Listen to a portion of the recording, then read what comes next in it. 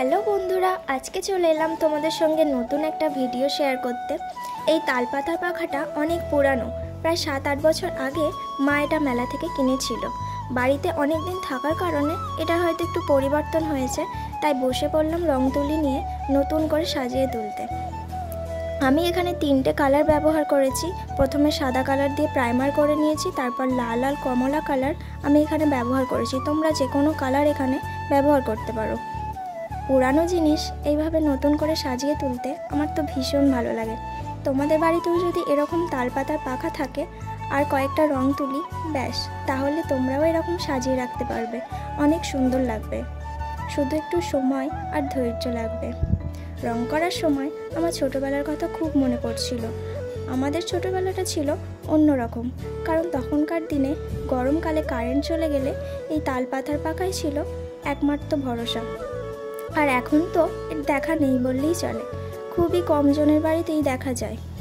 তো যাই হোক, এখন বড় হয়ে গেলেও ছোটোবেলার কথা আমাদের প্রায় সবারই মনে থেকে যায়। এখানে কালার করতে করতে কারেন্ট চলে গেছিলো, তোমরা হয়তো ভিডিওর মধ্যে বুঝতে পারোনি।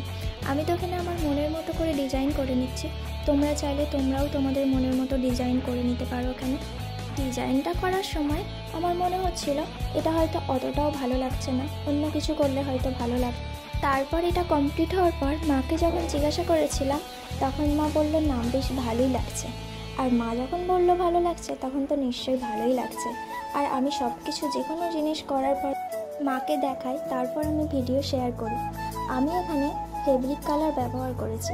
এখানে দেখো ছোট ছোট পদ্ম ফুলের মতো ডিজাইন আমি করে নিয়েছি লাল কালার দিয়ে। তোমরাও এই ডিজাইনটাও করতে পারো, বা যে কোনো তোমাদের মনের পছন্দ মতো ডিজাইন তোমরা এখানে করতে পারো।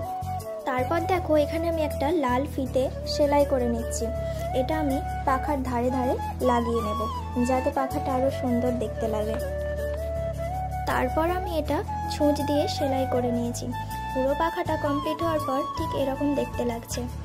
তারপর দেখো আমি এখানে একটু ঢং করে নিচ্ছি। সম্পূর্ণ ভিডিওটা দেখার জন্য তোমাদের জানাই অসংখ্য ধন্যবাদ। আমার এই নকশি পাখার ভিডিও তোমাদের কেমন লাগলো অবশ্যই কমেন্ট করে জানাতে ভুলো না। দেখা হচ্ছে আবার নতুন কোনো ভিডিওতে। টাটা।